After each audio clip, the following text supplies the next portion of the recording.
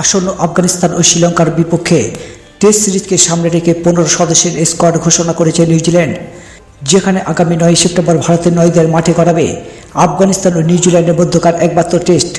আর শ্রীলঙ্কার বিপক্ষে 2টি টেস্ট ম্যাচ খেলবে নিউজিল্যান্ড।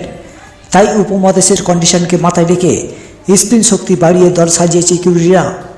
স্পিন বোলিং হিসাবে দলে আছেন 5 জন স্পিনার। 3 বিশেষজ্ঞ স্পিনার মিচেল স্যান্টনা, অ্যাজিজ প্যাটেল ও মাইকেল বেসওয়েলের সাথে পার্ট টাইম স্পিনার হিসেবে রয়েছেন রচিন্দ্র রবীন্দ্র, গেন ফিলিপস। দলে যথারীতি অধিনায়ক হিসেবে থাকছেন অভিজ্ঞ ফাস্ট বোলার টিম সাউদি, আর সহ অধিনায়ক করা হয়েছে টম লাথামকে। ব্যাটারদের মধ্যে রয়েছেন Devon Conway, Kane Williamson, Rachin Ravindra, Glenn ফিলিপসের মতো খেলোয়াড়রা। দলে ফেরানো হয়েছে প্রায় 18 মাস পর স্পিনার অলরাউন্ডার মাইকেল বেসওয়েলকে।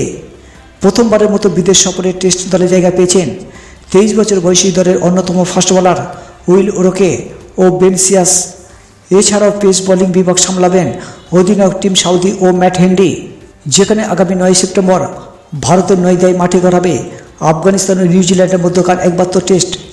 এরপর 18 সেপ্টেম্বর গলে শ্রীলঙ্কার বিপক্ষে প্রথম টেস্ট খেলবে নিউজিল্যান্ড। আর 26 সেপ্টেম্বর গলে শ্রীলঙ্কার বিপক্ষে দ্বিতীয় টেস্ট খেলবে নিউজিল্যান্ড।